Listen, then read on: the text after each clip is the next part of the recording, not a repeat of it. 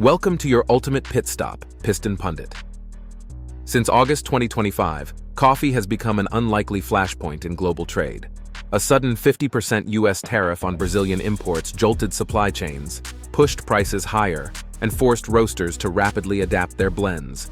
Brazil redirected exports toward Europe and Asia, while Canada stepped into the vacuum, reviving trade talks with Mercosur to secure alternative pathways. From cafes to commodity markets, the effects are rippling fast. In this video, we break down how tariffs, trade pivots, and shifting alliances are reshaping supply chains far beyond your morning cup.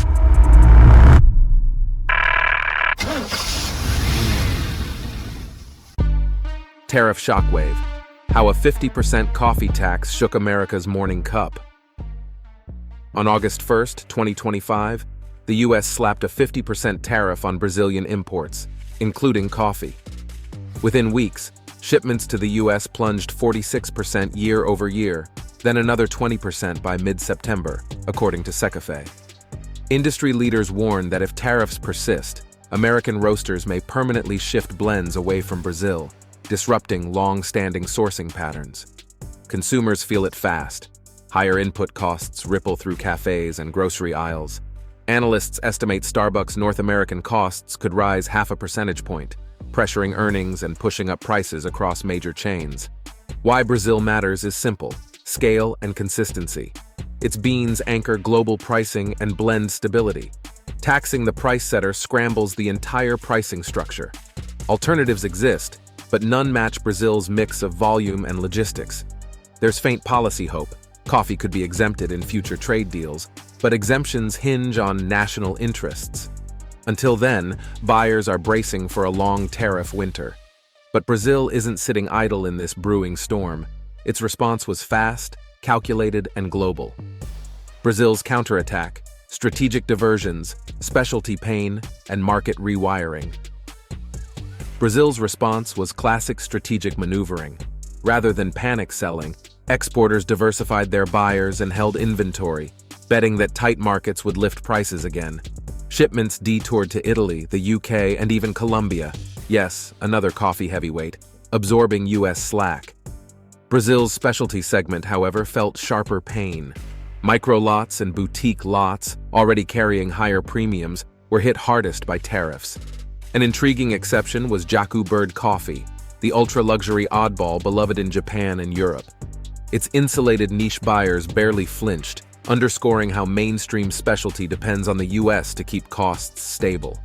Looking beyond beans, Brazil is following a familiar commodity pivot playbook: broaden the customer base when one major market goes cold. It's the same strategy seen in beef and other ag sectors when tariffs flare. And for anyone wondering, no, re-exporting through third countries isn't a viable loophole. The US tracks those flows closely, and penalties outweigh any gains. Brazil can redirect volume for now, but make no mistake, its exporters prefer a negotiated truce over a long detour. Before we delve deeper, hit that like and subscribe button. It helps more auto and trade enthusiasts find these breakdowns. While Brazil is diversifying its playbook, another player in the Americas is shifting gears: Canada. Canada's bold overtake, from backup buyer to global trade bridge. Amid the US-Brazil standoff, Canada moved strategically. In late August, Ottawa and Brasilia agreed to revive Canada-Mercosur trade talks, dormant since 2021. The goal: more routes, more partners, and fewer single-point failures when US tariff policy shakes supply chains. For Brazil, this pathway diversifies demand while maintaining G7 market access. Formal negotiations are expected by early fall, with a relatively clear runway. Canadian consumers, however, aren't enjoying cheaper coffee. Global tightness, weather hits in Brazil and Vietnam, low stocks, and steady demand keeps prices high. Even Tim Hortons raised prices 1.5%, roughly 3 cents a cup. Where Canada gains ground is system stability: longer port hours, prioritized ag clearances, and expanded warehousing. If paired with infrastructure financing for origin partners, Canada could evolve from backup buyer to bridge builder, linking South American supply to North American demand under fewer political shocks. It's less about cheap coffee and more about reliability as currency in volatile global markets. But while Canada strengthens its position, U.S. roasters are under mounting pressure to adapt. Roasters under fire: how U.S. coffee makers rewrite their playbook amid tariff turmoil. Inside the U.S., roasters are executing 3 survival moves. First, they're buying cautiously, shorter contracts and smaller volumes, until policy clarity emerges. Second, they're reformulating blends, leaning on lower-grade Ethiopian naturals, adding more Robusta, and testing Central American substitutes to maintain body and price points. Third, they're selectively raising prices where brands can absorb the hit, while private labels quietly downspec to keep shelves competitive. Policy relief is uncertain. 2 signals matter: an executive order framework that could exempt non-US grown goods like coffee, and a bipartisan bill to remove post-January 19 tariffs. But both include reciprocity and national interest clauses, negotiation tools, not guarantees. Rerouting through third countries? Secafé is clear. US regulators detect it easily, and legal risks outweigh rewards. Finished coffee isn't a substitute for bulk green beans.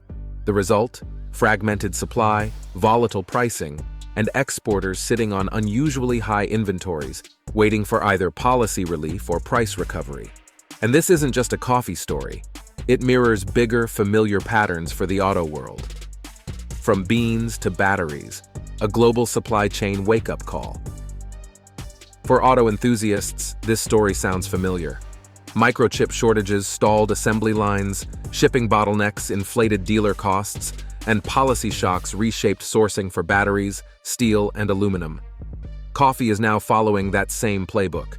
Tariffs lift procurement risk, buyers diversify origins, logistics reroute, and consumers face new price tiers.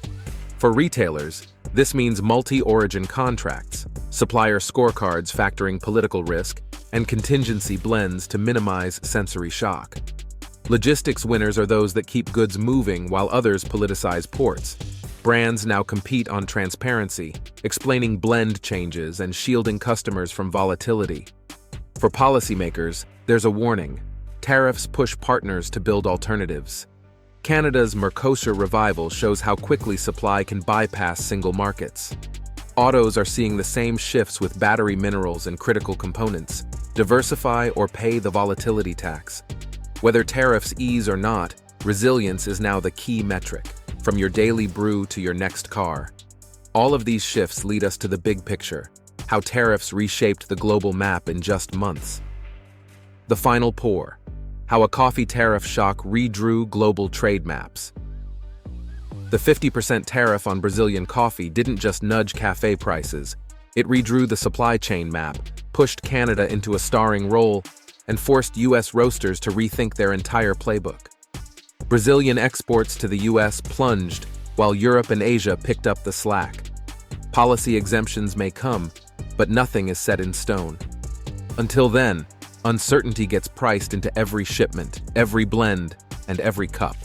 For our automotive community, this isn't just about coffee. It's a live demonstration of how quickly policy shocks can reshape industries. The same mechanics that apply to nickel, semiconductors, or tires. If coffee pivots this fast, imagine what happens when critical auto components are at stake. Now let's hear from you in the comments. How do you see these tariffs reshaping global trade in the long run? Do you think Canada's pivot with Mercosur could serve as a model for other commodities, or even auto parts? And if similar tariffs hit key auto inputs like nickel or chips, how do you think automakers would adapt this time? Before we wrap up, don't forget to subscribe to Piston Pundit and hit that notification bell so you never miss the next vehicle update or trade deep dive. Your insights fuel this pit stop, so jump into the conversation below. Thanks for watching and see you in the next one. You can now check out any of the videos on the screen. There's plenty more to explore.